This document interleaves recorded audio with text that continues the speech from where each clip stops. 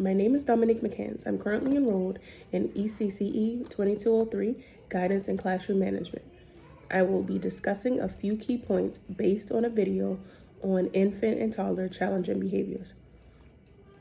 These are a few important things I feel like as a toddler teacher that we must be aware of and we must put into play to make our day and our children's day in our classrooms so much easier. So what we can discuss is documentation. Documentation may seem pointless in the beginning because it's one of those steps that are very tedious, and it's like, is it even going to help if I just write it down and then submit it? We're just submitting paperwork on behavior that's going to continue. What is it going to do? What is it helping?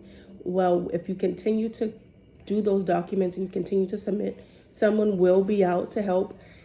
Not more so eventually, but they will help. And once they come out and they help, you will be better off for it, you and both the child with challenging behaviors. Another thing that I've learned and that has been brought up in that same video is asking for help.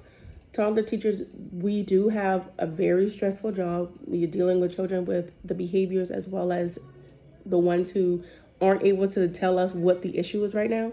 So ask for help. And asking for help comes from asking your co-teacher, asking your boss, asking a person who you just think could help you in any manner that you think might be helpful. So don't be afraid to ask anyone for help in what you think could help your classroom run better. Another thing that we could do for our children, it would just be to learn the children that you have in your classroom. Learn their cues, learn what you think are their triggers. That way we can either prevent behaviors or we can redirect when the behaviors occur. And redirecting could mean giving another toy, changing the way that the child plays with that toy, set timers, give a little bit of grace to those children who exhibit the behavior challenges, and then we can move from there, and then we can just see how building that relationship with those specific children can help your classroom.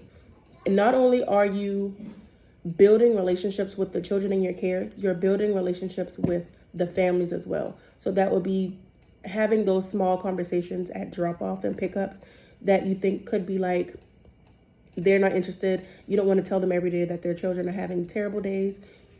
Give them at least a little bit of positivity to go home with or go to work with.